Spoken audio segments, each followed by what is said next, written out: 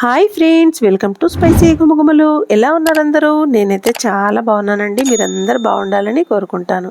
ఈ వీడియోలో మనం బాదం మిల్క్ షేక్ని చాలా ఈజీగా ఇంట్లో ఎలా ప్రిపేర్ చేసుకోవాలో చూద్దాము. సమ్మర్ వచ్చేసింది కదండి. సమ్మర్లో చల్లగా ఏమైనా తాగాలనిపిస్తుంది.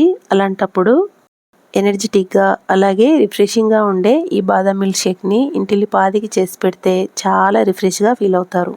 మరి ఇంకా లేట్ చేయకుండా వీడియో ప్రాసెస్లోకి వెళ్ళిపోదాము.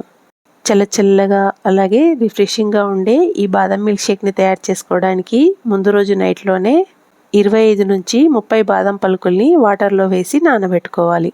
ఇలా బాదం పలుకుల్ని ఓవర్ నైట్ నానబెట్టుకుని పీల్ తీసుకున్నామంటే చాలా ఈజీగా ఉడిపోతుంది.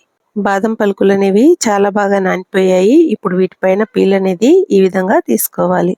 ఒకవేళ మీకు ఇన్స్టెంట్గా బాదం మిల్క్ షేక్ తాగాలనిపించినప్పుడు ఈ బాదం పలుకులని వాటర్ యాడ్ చేసుకున్న ఒక గిన్నెలోకి ఈ బాదం పలుకుల్ని యాడ్ చేసుకోండి.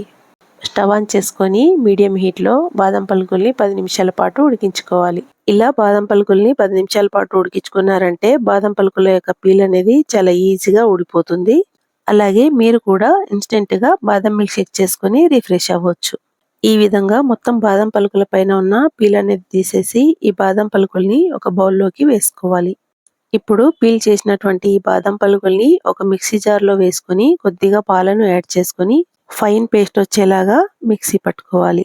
ఇలా మిక్సీ చేసిన బాదం పేస్ట్ని పక్కన పెట్టేసి ఇప్పుడు స్టవ్ ఆన్ చేసుకుందాము. స్టవ్ ఆన్ చేసుకున్నాక మందంగా ఉన్న ఒక గిన్నెని స్టవ్ పైన పెట్టుకోవాలి. ఇప్పుడు 1 లీటర్ వరకు ఫుల్ ఫ్యాట్ మిల్క్ని ఈ గిన్నెలోకి యాడ్ చేసుకుందాము.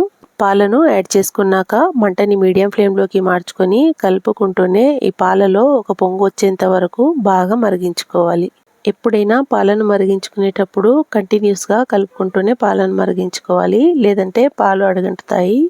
నాదొక చిన్న రిక్వెస్ట్ అండి, నా ఛానల్లోకి ఎవరైనా మొదటిసారి వచ్చినట్లయితే ఛానల్ని సబ్స్క్రైబ్ చేసుకొని పక్కనే ఉన్న బెల్ ఐకాన్ని యాక్టివేట్ చేసుకోండి.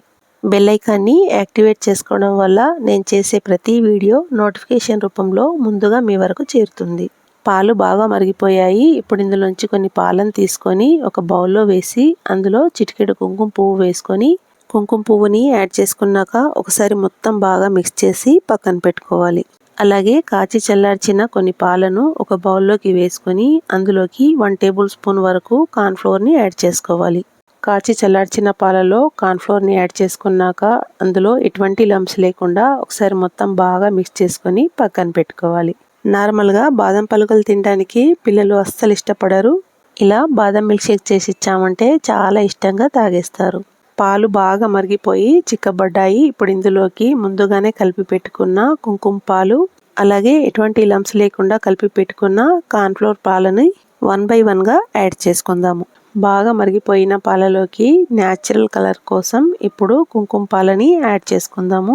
కుంకుమ పాలని యాడ్ చేసుకున్నాక ఒకసారి మొత్తం ఇలా గరిటెతో తిప్పుకుంటూ బాగా కలుపుకోవాలి. కుంకుమ పువ్వును యాడ్ చేసుకున్నాక 1 కప్పు వరకు షుగర్ని కూడా యాడ్ చేసుకొని షుగర్ బాగా మెల్ట్ అయ్యేంత వరకు ఇలా గరిటెతో తిప్పుకుంటూ ఉండాలి. వేసుకున్నటువంటి షుగర్ మెల్ట్ అవ్వడానికి 2-3 నిమిషాలు టైం పడుతుంది. ఇలా షుగర్ మెల్ట్ అయ్యేంత వరకు గరిటెతో కలుపుకుంటూనే షుగర్ని మెల్ట్ చేసుకోవాలి. షుగర్ మొత్తం బాగా మెల్ట్ అయిపోయింది. ఇప్పుడు ఇందులోకి మిక్సీ పట్టుకున్న బాదం పేస్ట్ని వేసుకుందాము. బాదం పేస్ట్ని యాడ్ చేసుకున్నాక మంటని లో టు మీడియం ఫ్లేమ్లో అడ్జస్ట్ చేసుకొని బాదం పేస్ట్ యొక్క పచ్చిదనం పోయి పాల లోపల మంచి స్మెల్ వచ్చేంత వరకు 5-6 నిమిషాల పాటు పాలను బాగా మరిగించుకోవాలి. అలాగే చిటికెడు ఇలాచీ పౌడర్ని కూడా యాడ్ చేసుకోవాలి. 5-6 నిమిషాల పాటు పాలను బాగా కలుపుకున్నాక ఇప్పుడు ఇందులోకి కార్న్ఫ్లోర్ కలిపిన పాలను కొద్దిగా యాడ్ చేసుకుంటూ పాలలో లంప్స్ లేకుండా అలాగే కార్న్ఫ్లోర్ యొక్క పచ్చిదనం పోయేంత వరకు పాలని బాగా మరిగించుకోవాలి. కార్న్ఫ్లోర్ యాడ్ చేసుకున్నాక 3 నుంచి 4 నిమిషాల పాటు పాలను బాగా మరిగించుకున్నామంటే కార్న్ఫ్లోర్ యొక్క పచ్చిదనం పోయి పాలు కూడా బాగా చిక్కపడతాయి.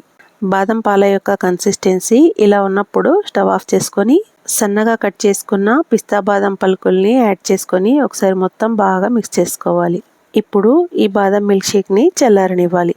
బాగా చల్లారిన ఈ బాదం మిల్క్ షేక్ని 1 అవర్ పాటు ఫ్రీజర్లో ఫ్రీజ్ చేసుకుంటే చల్లగా రిఫ్రెషింగ్గా ఉండే బాదం మిల్క్ షేక్ రెడీ అయిపోయినట్టేనండి. ఈ వీడియో మీకు నచ్చినట్లయితే వీడియోని లైక్ చేసి ఫ్రెండ్స్ అండ్ ఫ్యామిలీతో షేర్ చేసుకోండి.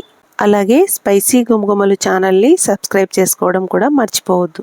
అలాగే మీరు కూడా ఈ రెసిపీని ట్రై చేసినట్లయితే మీకు ఎలా వచ్చిందో కామెంట్ రూపంలో మీ ఒపీనియన్ని నాతో షేర్ చేసుకోండి. Thanks for watching. Bye friends. మరో వీడియోతో మళ్ళీ కలుద్దాం.